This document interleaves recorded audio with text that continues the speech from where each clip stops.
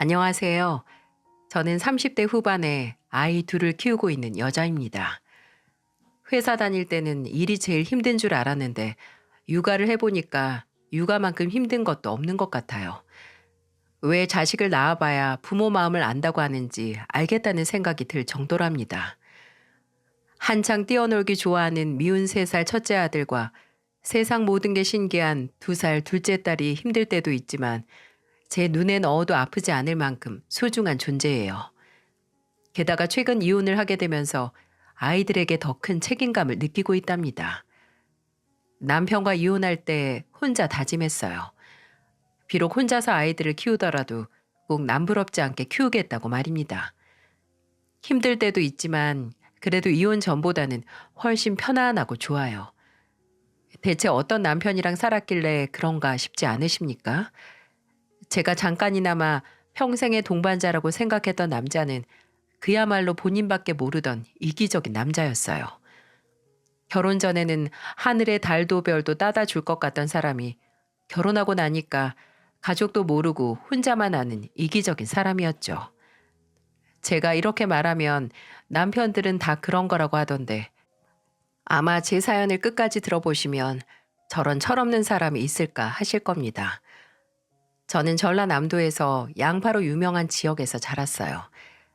넉넉한 형편은 아니었지만 늘 열심히 일하시고 자식 생각해주는 부모님 덕에 남부러울 것 없이 컸습니다.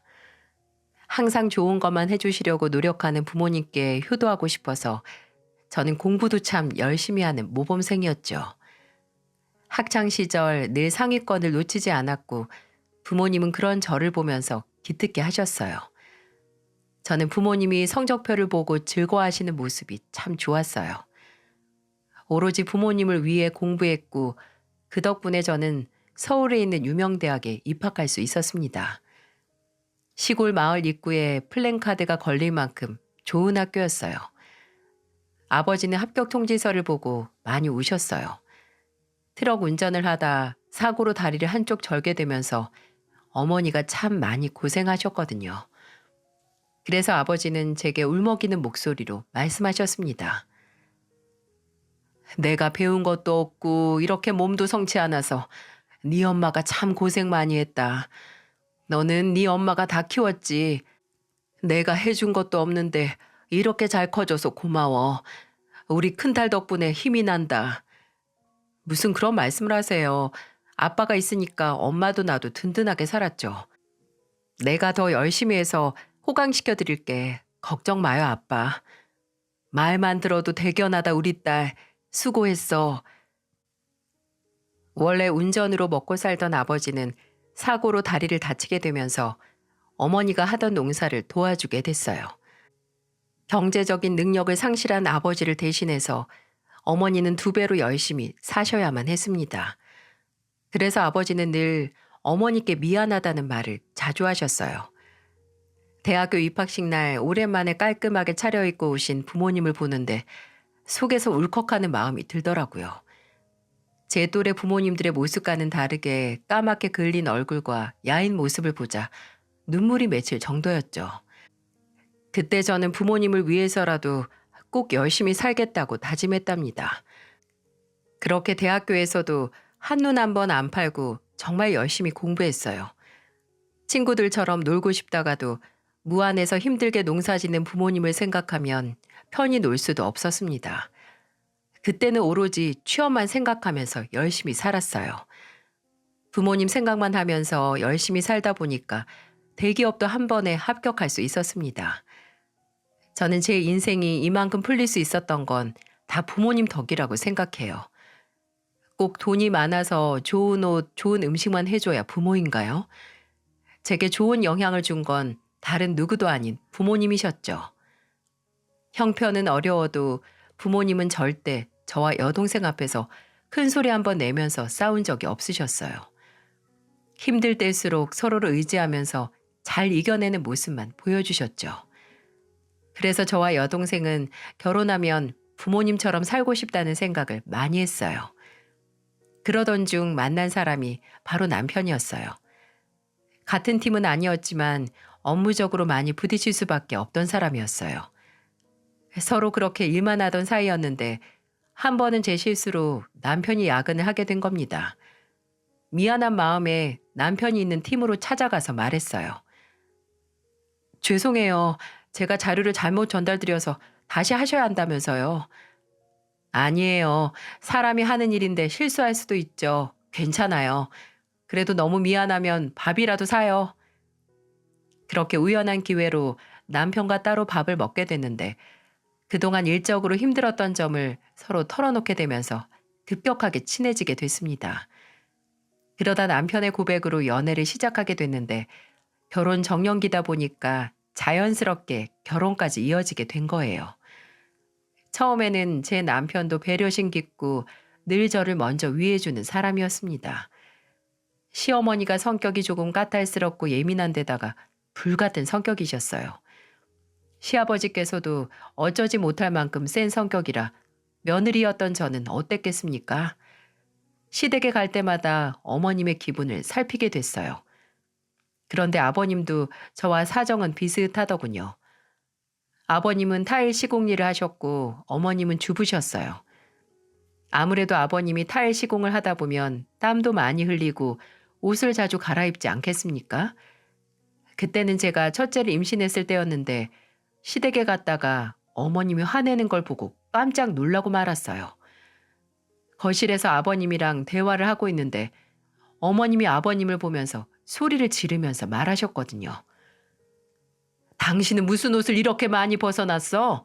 세탁기 돌리는 것도 일이야, 일. 이거 당신이 다 해놔.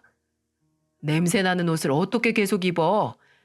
그럼 당신이 세탁기 돌려서 싹 다 널어놔. 벗어놓을 줄만 알지 세탁하는 건 모르지? 내가 할 테니까 그냥 둬. 며느리도 왔는데 왜 그래? 아버님은 어머님이 소리를 지르자 난감한 표정을 지으면서 말리셨어요. 그런데 아버님이 일방적으로 늘 어머니께 져주셨어요.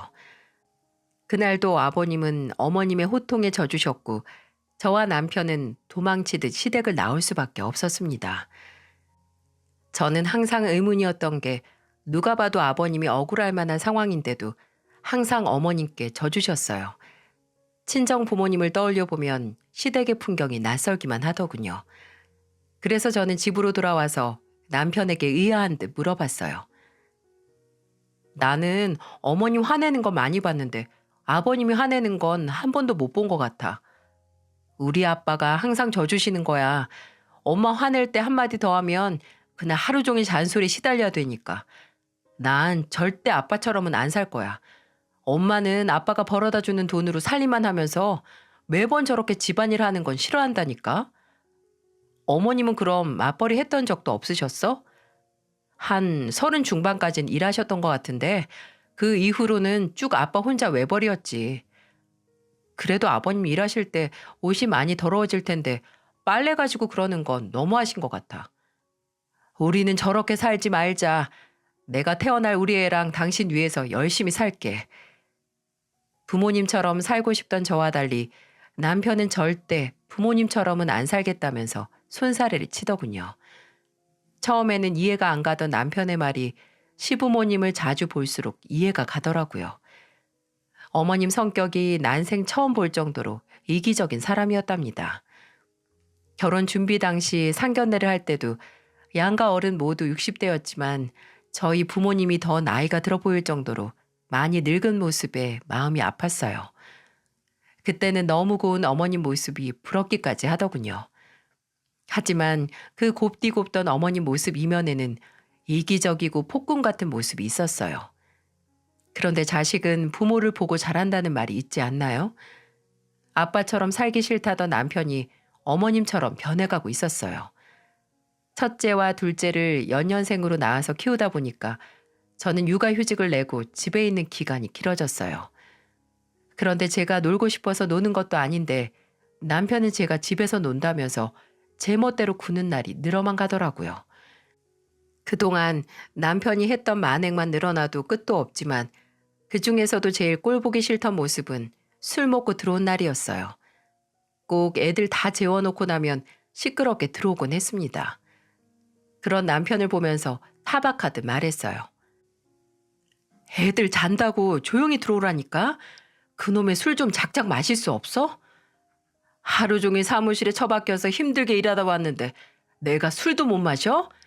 집구석에서 애들이랑 편하게 놀고 있던 사람이 뭘 알겠어? 내가 하루 종일 놀았던 걸로 보여 지금? 그럼 당신 집에서 애들 보든지 내가 나가서 일하게.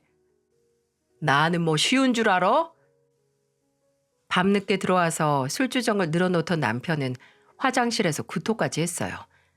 정말 확 내쫓아버리고 싶더라고요. 다음날 술이 깬 남편을 타박하면서 화장실 청소를 시키고 나서야 화가 풀렸어요. 그리고 한동안은 밖에서 술도 못 마시게 했네요. 그랬더니 집에서 술을 마시는 게 아니겠어요? 애들이 둘 다 어릴 때라 제 밥도 제대로 못 챙겨 먹기 일쑤였는데 남편은 자기가 먹고 마신 밥상 하나 치울 줄을 몰랐죠. 그래서 제가 남편한테 꼭 싫은 소리를 하게 만드는 사람이었습니다.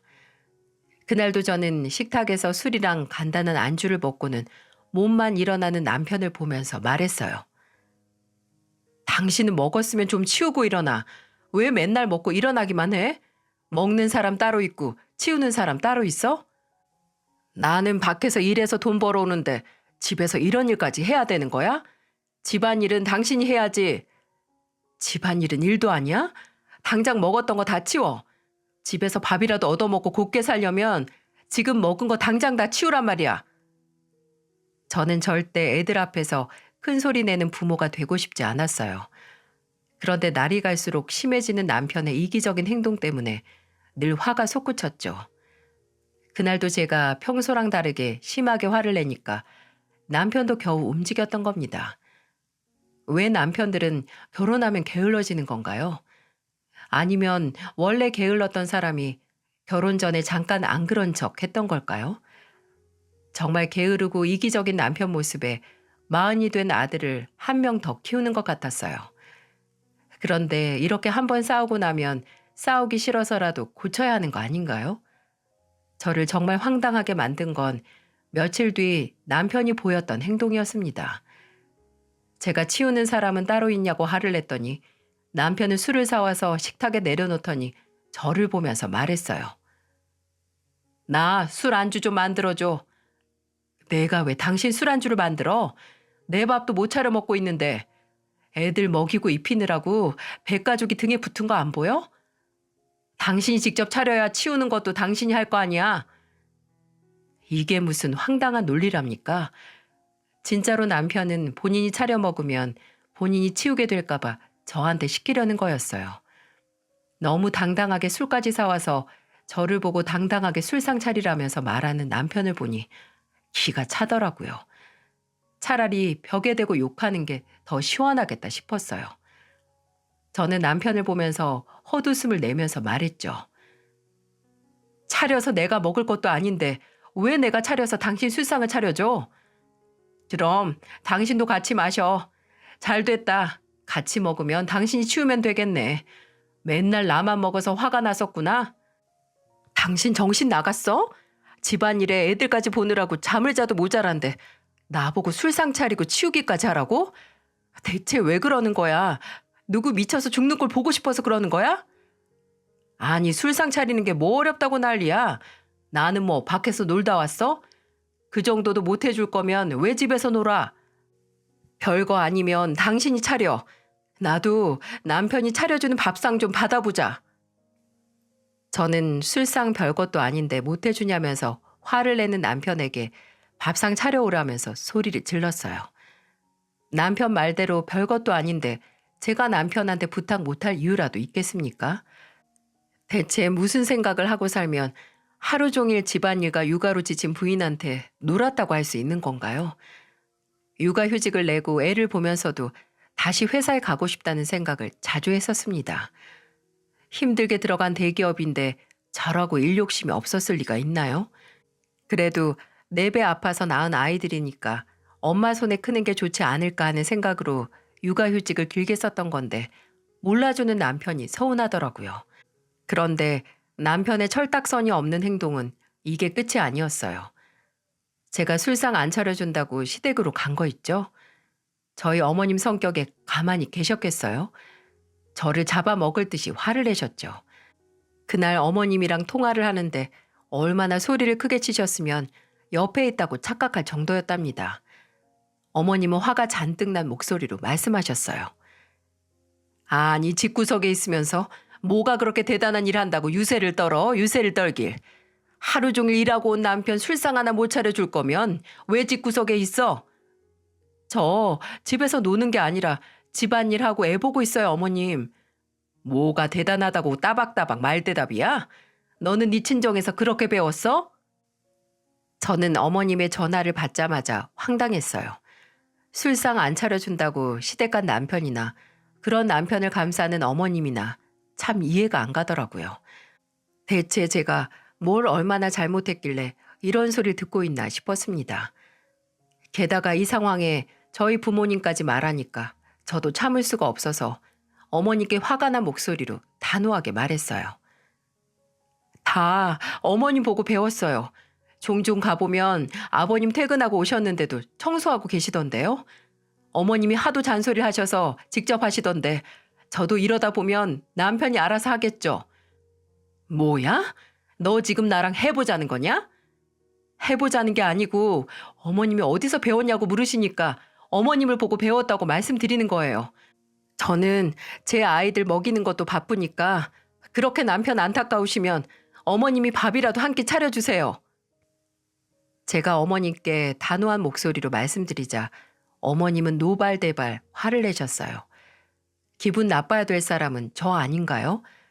그동안 남편이 원래 이렇게 이기적인 사람이었나 싶었는데 잘 생각해 보니까 어머님을 닮은 모습이라는 걸 느꼈어요.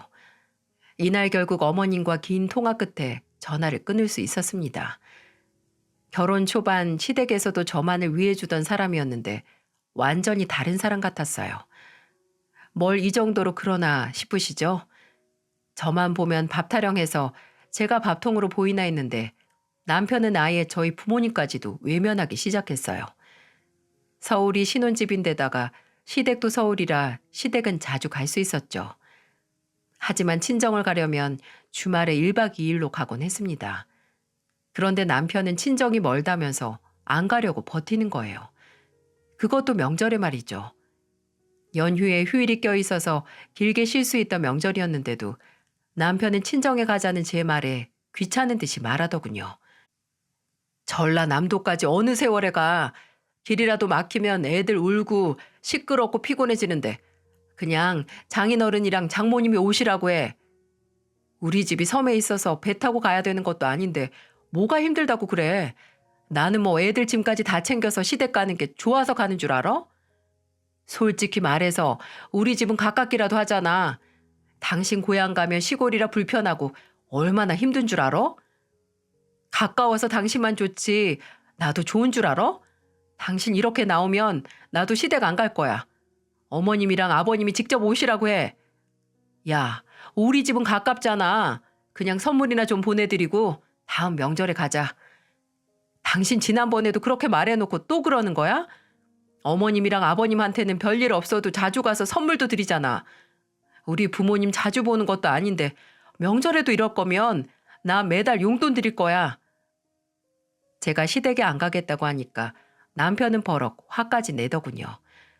저야말로 너무 기가 막혀서 남편 얼굴만 봐도 화가 났어요.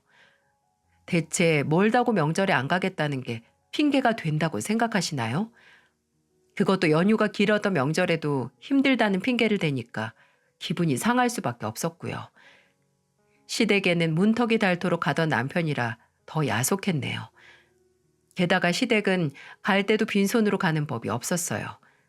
그런데도 저희 부모님한테는 안부 전화도 쉽게 하는 법이 없었죠. 이러니까 제가 서운하고 억울할 수밖에 없지 않겠습니까? 그래서 제가 시댁에도 안 가겠다고 하니까 남편은 그제서야 상황을 파악하고 저희 부모님을 뵈러 갈 준비를 하더군요. 아무리 생각해도 저희 부모님을 직접 올라오게 하란 말은 무시한다는 생각밖에 안 들었어요. 그러면서 더 웃긴 건 차를 바꾸자면서 몇 달 내내 아이처럼 조르는 거예요. 자기 자식들한테 관심도 없었으면서 뭘 하는 줄 아십니까? 정말 뻔뻔한 얼굴로 제게 이런 말을 하는 겁니다. 우리가 애를 생각해서라도 좋은 차로 바꿔야지. 그래도 아빠가 명색이 대기업에 다니는데 구색을 맞춰줘야 우리 애들도 기가 안 죽지. 이제 3살 되는 애들한테 저런 말을 할 수가 있을까요? 누가 봐도 자기가 차 바꾸고 싶어서 애들 핑계를 대는구나 싶었습니다. 정말 애들 생각하는 사람이었다면 애들 간식이라도 챙겼겠죠. 그런데 남편은 가정적인 남자는 아니었어요.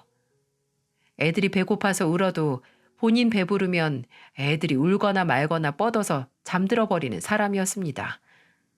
그래서 저는 남편의 말을 더 신뢰할 수가 없었던 거예요. 게다가 친정도 힘들다면서 안 가는 사람인데 차 바꾼다고 가겠습니까? 자꾸 차 얘기를 하면서 애처럼 구는 남편을 보면서 말했어요. 당신이 언제부터 애들 생각했다고 그래? 지금도 애들 태우고 나가는 거 싫어하잖아. 운전하는데 떼쓰고 칭얼거린다고. 내가 언제 그랬어. 이번에 차 바꾸면 당신 복직하고 애들 등원도 내가 다 할게. 우리 집도 멀다고 안 가는 사람이 퍽이나 가겠다. 그러면서 장인어른이랑 장모님 뵈러도 자주 가면 될 거 아니야. 먼저 본보기를 보여야 믿지. 그동안 당신 하는 거 보면 차 바꿔줘도 안 갈 사람인데. 이래서 집에만 있으면 현실성이 떨어진다고 하는 거야. 당신 나중에 우리 애들 무시당하면 당신 탓이야? 웃기고 있네. 당신이 명절에 순순히 우리 부모님 뵈러만 잘 갔어도 내가 이렇게까지 안 했어. 앞으로 애들한테 들어갈 돈이 얼만데 차를 바꾸재. 애들 진짜로 생각하면 돈이나 아꼈어. 그동안 남편은 술값으로 용돈을 모조리 탕진하는 것도 모자라서 후배들 밥 산다면서 카드도 많이 쓰고 다녔어요. 상황이 이렇다 보니까 차를 샀다가는 정말 손가락 빨고 살겠다 싶었죠. 부부는 시간이 흐를수록 서로를 의지한다는데 저는 남편을 의지하기는커녕 제대로 가장 노릇은 할까 싶었습니다. 보통 남자들 자식 생기면 철든다고 하는데 왜 저희 남편은 나이를 거꾸로 먹었던 걸까요? 정말 결혼 당시 애가 둘이 아니라 남편까지 셋이라는 생각이 들 정도였답니다. 그러다 정말 남편이 애만도 못하구나 느끼게 됐던 사건이 터지고 말았죠. 바로 저희 아버지 생신 때 있던 일이었어요. 저는 남편이 명절 외에 저희 아버지 생신인데도 친정에 안 가겠다고 버텨서 정말 무슨 생각으로 사는 사람인가 싶었어요. 이런 사람도 사위라고 보고 싶다고 말하는 아버지를 떠올리니까 죄송할 지경이었죠. 이런 재속도 모르고 남편은 소파에 뻗어서 리모컨을 들고 채널을 돌리며 말했어요. 장인어른이 생신이라고 뭐 사위 보고 싶겠어? 그냥 애들이나 데리고 다녀와.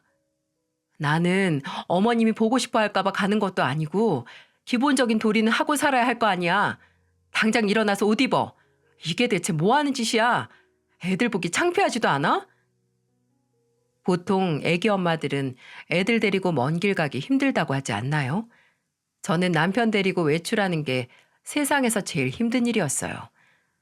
이 정도면 저 애를 새 키우는 엄마라고 해도 될 정도 아닐까요?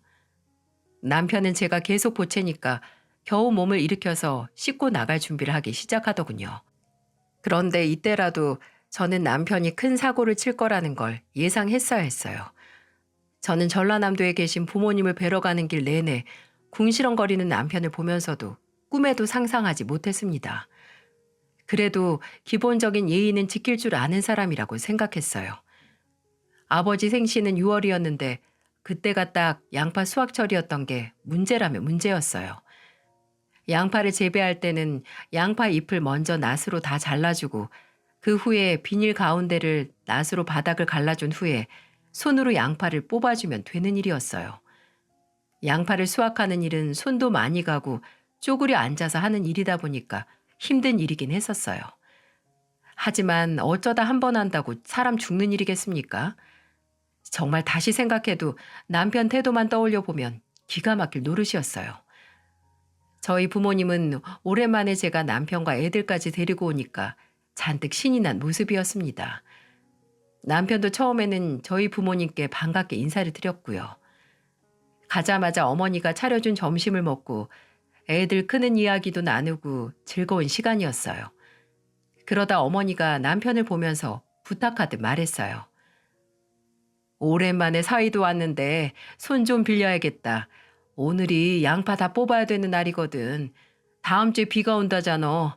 비 오기 전에 다 뽑아야 되는데 양파 잘 뽑으면 저녁에 소고기로 진수성찬 차려줄게. 제가 저런 일 해봐야 도움이나 되겠어요? 왜 못해? 다 알려주면 금방 할 거야.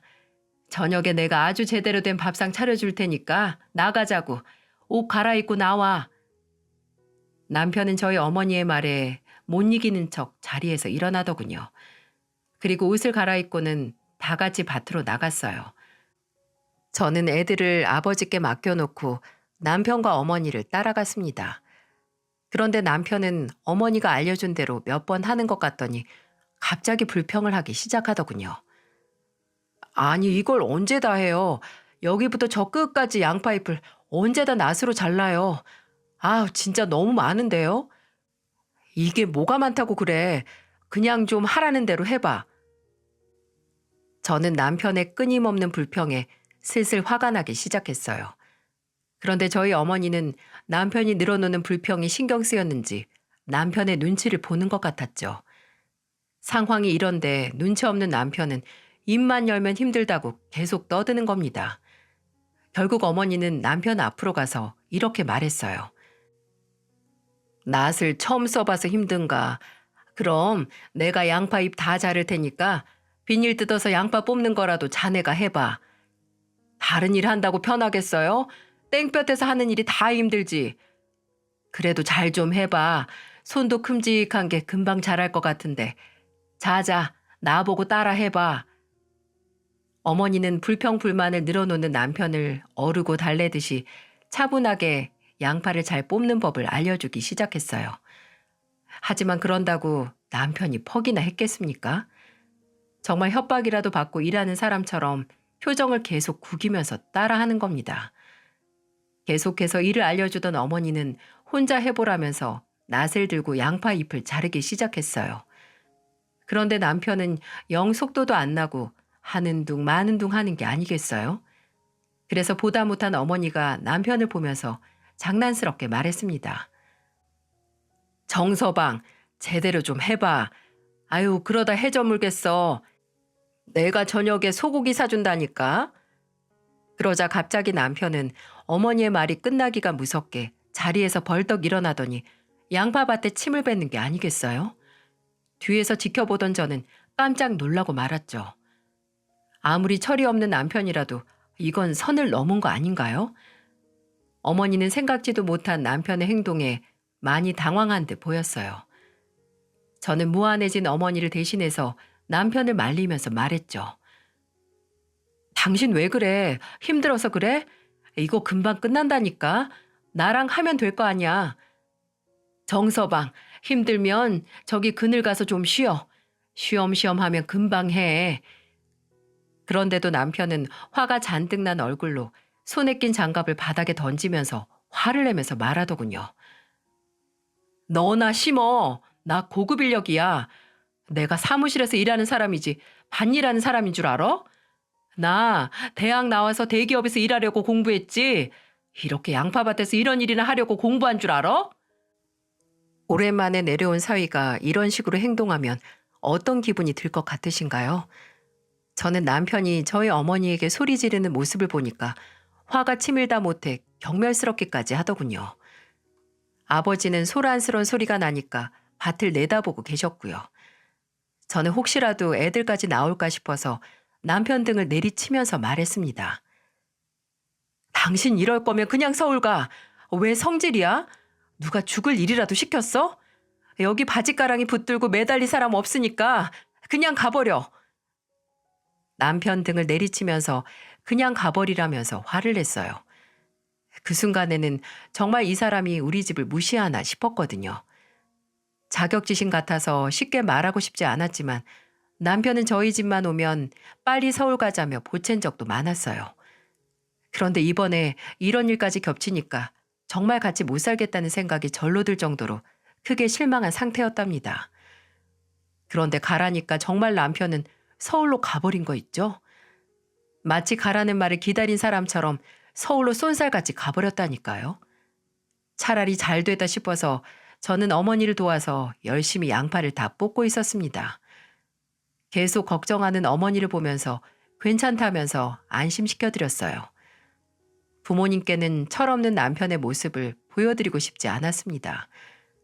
그렇게 엄마와 둘이서 양파를 모두 캐고 나니까 어느새 저녁이더라고요. 그런데 생각할수록 화가 나는 겁니다. 저희 집을 자주 오는 것도 아닌데 꼭 이렇게 분란을 만들고 가버린 게 어처구니가 없었어요. 그래서 서울 가면 정말 남편 놈 가만 안 두겠다는 작정으로 아버지 생신이라 겨우 참고 있었습니다. 그런데 남편은 끝까지 저를 제대로 실망시키더군요. 바로 어머님께 한 통의 전화가 걸려오면서 저는 남편과 이혼하겠다고 다짐을 하게 됐어요. 남편 놈은 서울로 가라고 했더니 집으로 안 가고 시댁을 찾아간 거예요. 그리고는 어머님께 쪼르르 달려가서 다 일러바친 거 있죠? 진짜 나이 40 넘게 먹은 40대 초반 아저씨가 애들만 하는 짓을 하는 게 말이 되나요? 누가 자식을 둘이나 둔 아빠로 보겠어요? 남편만 봐도 한심스러운데 어머님마저 한술 더 떠서 치마폭에 남편을 푹 감싸고는 제게 화내는 꼴이었죠. 전화를 받아보니까 어머님은 화가 잔뜩 난 목소리로 제게 말하셨어요. 야, 너 정신이 있는 거야, 없는 거야? 누가 우리 아들을 밭에서 일 시키래? 내가 우리 아들 얼마나 곱게 키웠는 줄 알아? 이런 교양머리 없는 집구석 같으니라고. 세상에 누가 보면 남편이 저희 집 밭에 있는 양파 모조리 뽑고 간 줄 알 정도로 화를 내셨어요. 저야말로 그 순간 눈에 뵈는 게 없었어요. 진짜로 나이값 못하고 교양 없는 건 시댁이라고 생각했습니다. 무슨 말만 하면 사돈을 무시하고 깔보는 건 교양 있는 사람이 할 짓인가요? 저는 어머님의 말에 화를 내면서 말했습니다. 진짜 교양 없는 사람 제대로 보여드려요? 어머님이야말로 교양도 없고 화만 많으시잖아요. 그렇게 아들이 귀하고 아까우면 평생 데리고 사셔야지 장가는 왜 보내셨어요? 야, 너 지금 나한테 그게 할 말이냐?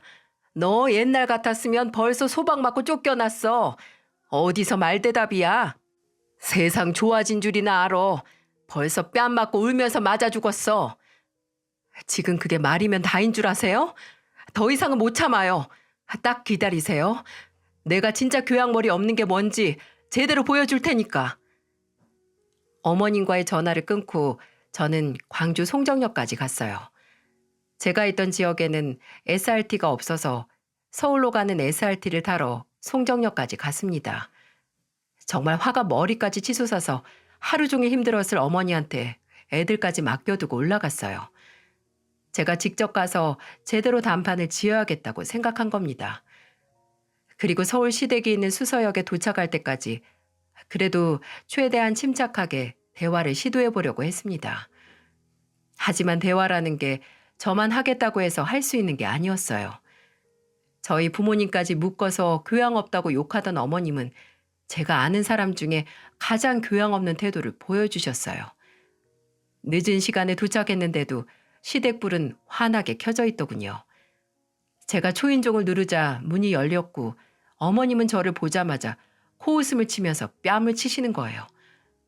그러면서 저를 보고 양팔 옷소매를 걷어올리면서 말씀하셨어요. 네가 찾아오면 뭐 어쩌려고 여길 찾아와? 진짜 맞아 죽는 꼴이라도 당하고 싶어서 온 거야? 너는 그 머리로 어떻게 서울에서 대학도 나오고 대기업에도 들어갔니? 진짜 교양 없고 생각 없는 걸로는 네가 1등 해먹어. 저는 갑자기 맞은 뺨에 놀라고 말았어요. 그런데 제가 이 상황에 눈에 뵈는 게 있었겠습니까? 순간적으로 맞고 나니까 오히려 정신이 번쩍 들어서 2판 4판이다 싶어서 어머님의 뺨을 똑같이 때렸어요. 그리고는 저도 갑자기 생각지도 못한 상황에 놀란 어머니를 보면서 소리쳤습니다. 요즘 누가 아들 품 안의 자식처럼 키워요. 그리고 어머님이 이러니까 딱 어머님처럼 살더라고요. 철딱선이 없고 이기적으로 말이에요.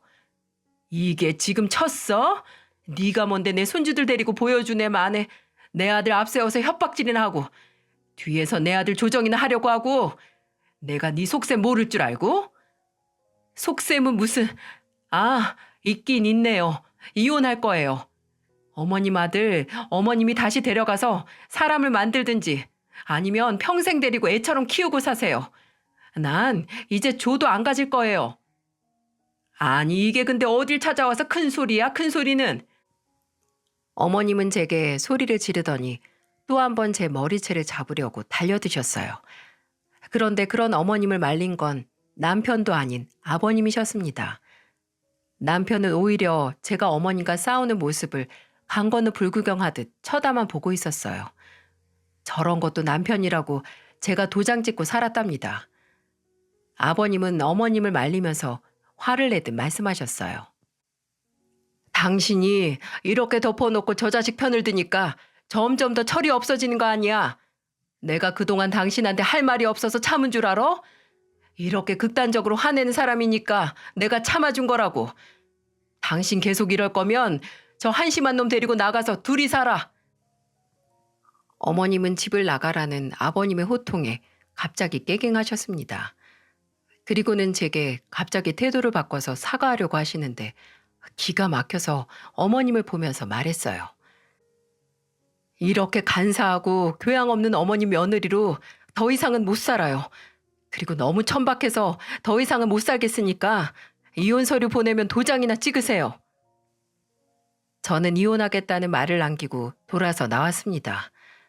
아버님은 제게 미안하다면서 사과를 했지만 제 다짐은 변함이 없었어요. 결국 저는 남편과 양파를 수확하다 이혼을 하게 된 겁니다. 하지만 이게 무슨 양파 때문이었겠어요?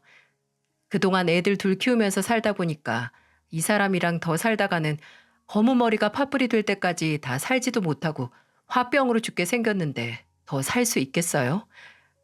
그래서 저는 남편과 합의 이혼을 하게 됐는데 양육비를 받는 조건으로 아이들을 데려올 수 있었습니다. 애초에 양육권을 남편은 가져갈 생각도 없었대요. 왜인 줄 아십니까? 굳이 세장가를 가야겠다면서 어머님이 애들 데려가라고 하시더군요. 그래서 소송까지 가지도 않았습니다. 이혼 후 저는 어린이집에 애들을 보내고 회사에 다시 복직을 하게 됐어요. 예전처럼 일도 하고 애들도 볼 수 있으니 정말 행복하더군요.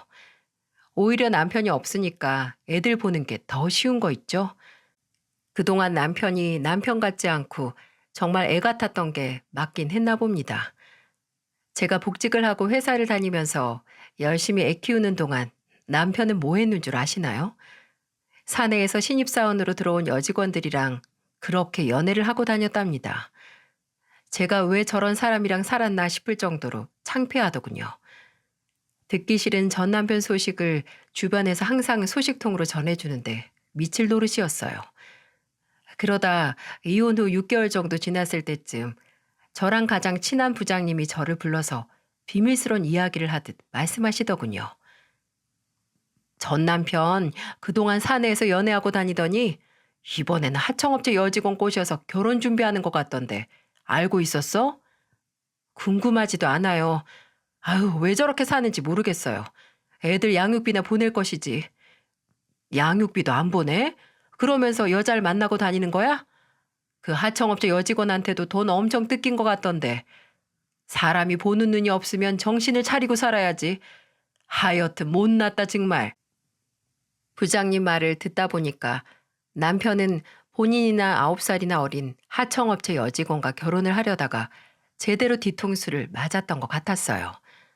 소문에 따르면 결혼하려다 그 하청업체 여직원이 현금을 들고 잠적했다는 말까지 들리더군요. 정말 끝까지 한심하지 않습니까? 그런데 엄한 데서 뒤통수 맞더니 저한테 찾아와서 뭐라는 줄 아세요? 집까지 찾아와서 무릎을 꿇더니 울면서 남편이 말했습니다.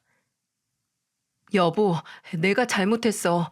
당신이랑 이혼하고 살아보니까 당신이 얼마나 좋은 여자였는지 이제 알았어. 애들도 너무 보고 싶고 내가 생각이 짧았어. 누가 여보고 당신이야? 도장 찍어서 남남이잖아.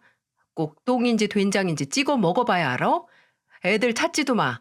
애들이 아빠도 안 찾으니까 양육비나 보내. 돈 보내기 전에는 애들 머리카락 하나도 못 볼 줄 알아. 저는 잘못했다고 비는 남편에게 돈이나 보내라면서 화를 내고 집으로 들어갔습니다. 정말 뻔뻔하지 않습니까? 옛날에는 그렇게 가자고 해도 안 가던 친정집에도 찾아오는 걸 보면 남편이 정말 보통 철면피가 아니라는 생각까지 들더군요. 저희 친정어머니는 뻔뻔하게 찾아온 남편한테 굵은 소금까지 뿌리면서 내쫓으셨다고 했습니다. 저라도 꼴 보기 싫었을 거예요. 그런데 그 엄마의 그 아들이라고 어머님도 만만치 않았습니다. 지금 생각해봐도 어이가 더 없네요. 글쎄 밤이면 밤마다 어머님이 전화하셔서 저를 찾으셨답니다. 그러면서 저한테 이런 말까지 하셨어요. 아무리 생각해도 내가 너한테 너무 심했던 것 같아서 사과를 꼭 하고 싶었어. 애들은 잘 크지? 혼자서 애 키우기 힘들 텐데. 전 지금이 더 편해요. 애 같은 남편도 없고 말도 안 통하는 시어머님도 없고 이제야 애들 키울 맛이 좀 난다니까요. 내가 미안해. 우리 아들 다시 받아주면 밭에는 허수아비처럼 세워놔도 괜찮아. 내가 다 이해할게. 어머님, 저 남편 필요 없어요. 밭에 쓰레기를 두면 양파가 잘 크기나 하겠어요? 앞으로는 전화도 하지 말고 돈이나 보내세요. 그전에는 애들도 절대 안 보여줄 겁니다. 저는 단호한 목소리로 말하고 전화를 끊어버렸습니다. 그리고 지금은 양육비 소송을 준비하고 있어요. 밀린 양육비를 전부 다 받아내기 위한 소송인데 아무리 긴 소송이 되더라도 저는 꼭 다 받아내려고 다짐했어요. 요즘 아이들과 친정으로 여행 가는 기분으로 주말마다 내려가고 있네요. 서울에서 살다 보면 흙을 만질 틈이 없는데 충분히 자연에서 놀 수 있는 기회를 만들어주려고 노력하고 있습니다. 저희 부모님도 애들을 너무 예뻐하셔서 요즘 참 살맛난다 싶어요. 보금자리 사랑할 줄 모르는 새는 없다는 말 들어보셨나요? 하늘을 날아다니는 새도 자기의 보금자리는 소중한 줄 안다고 하더군요. 그런데 땅에 발붙이고 사는 제 남편은 왜 몰랐을까 싶더라고요. 있을 때나 잘하지 이혼한 마당에 다시 찾아와서 비는 게 무슨 소용이 있을까요? 남편이랑 어머님이 한 번씩 전화하고 찾아올 때마다 지나가는 개가 짖나 싶더라고요. 이제는 양육비 소송을 하고 있으니 한동안 못 올 것 같네요. 가정 소중한 줄 모르고 막 살던 사람 떼버리고 나니까 속이 다 시원합니다. 있을 때 잘해야 된다는 말이 괜히 있겠어요? 제 사연을 끝까지 들어주시는 분들은 안 그러실 테지만 혹시나 익숙함에 속아 소중함을 잠시 잊었다면 가족들과 다시 한번 그 소중함을 되짚어 보셨으면 좋겠습니다. 가까운 사이일수록 더 따뜻한 말 한마디가 중요한 것 같네요. 제 사연을 반면교사 삼고 모두들 좋은 말만 주고받으시면서 행복하기만을 바라겠습니다. 함께 해주셔서 감사합니다.